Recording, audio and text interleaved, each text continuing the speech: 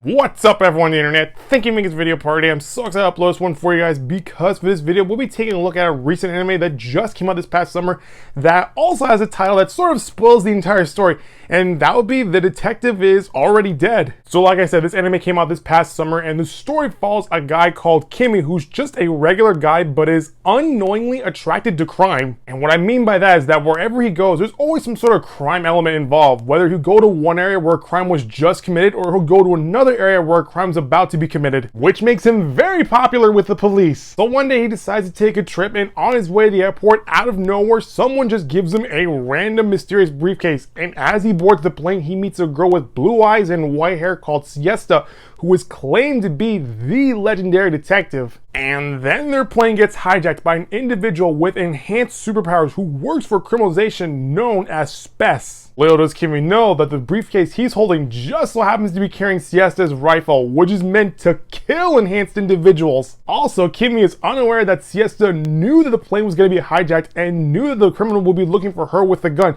so she made sure her men gave that briefcase to Kimi so that he can take it from the airport and onto the plane without tipping off the criminal. So right off the bat, the show hits the ground running and is firing on all cylinders. We get a lot of action, we have a mystery for our detective to solve, and the pacing in this first episode is pretty fast. So by the end of the first episode, which is about 45 minutes long and covers 2 mysteries for our detective to solve, you then see how this regular guy could be of some use to Siesta, who then makes Kimi her sidekick. Great, we have 2 characters that are polar opposites of each other, which makes for great character interaction, where one of them is like an anime version of Sherlock Holmes, and another one's just a regular guy that a lot of viewers can relate to. And we also have an overall endgame where we have to see these 2 take down a criminal organization. And as soon as the episode ends, it is stated that after some time and after countless adventures, our legendary detective is dead. Okay, talk about spoilers! But then again, the title of this anime pretty much says it all. Anyway, the following episodes switch gears as the pacing becomes more melodramatic. We follow our main character grieving a year after our detective died. And at first, I thought this was an interesting choice given how the first episode gave off a different vibe and was much more action-packed. But when you get to episode 2, the story just shifts tones as you see this guy struggle with the loss of his friend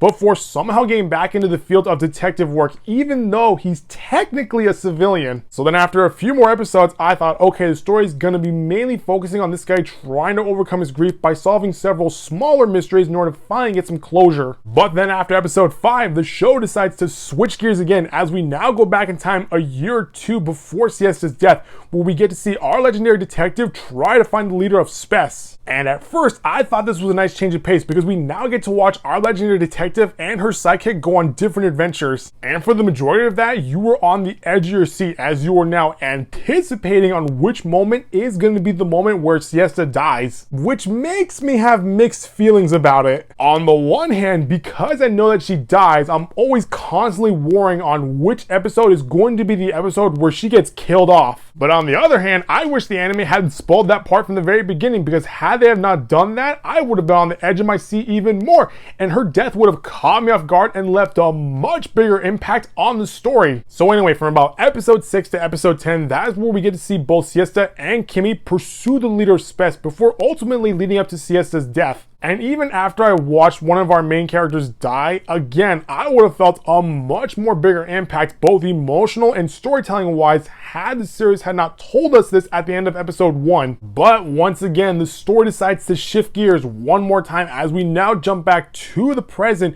where we are now following Kimi, who's trying to solve a case that both he and Siesta couldn't finish when she was alive. And this is where we get to see Kimi become more of a detective. And by the time the season was finally over, looking back at it, I have sort of mixed feelings about the story in general. On the one hand, I liked the overall action and mystery that each episode had, as we get to see these 2 characters go on different adventures and encounter enhanced individuals that brings out the sci-fi aspect of the story. But on the other hand, the pacing and tone is all over the place as you jump back and forth between past and present, where either our legendary detective is alive or dead in the story. Honestly, I would have liked this show a lot more had the story managed the time jumps better. I think the story would have been a lot better had the first half focused on Kimi and Tiesto's relationship as they go on different adventures.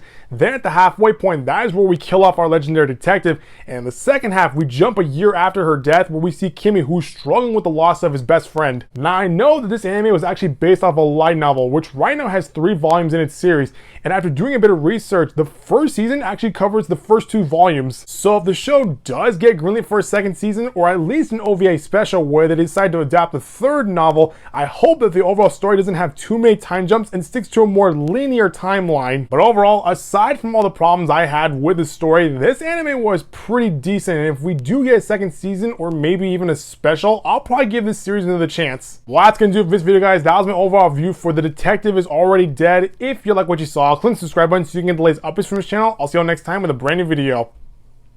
Bye-bye.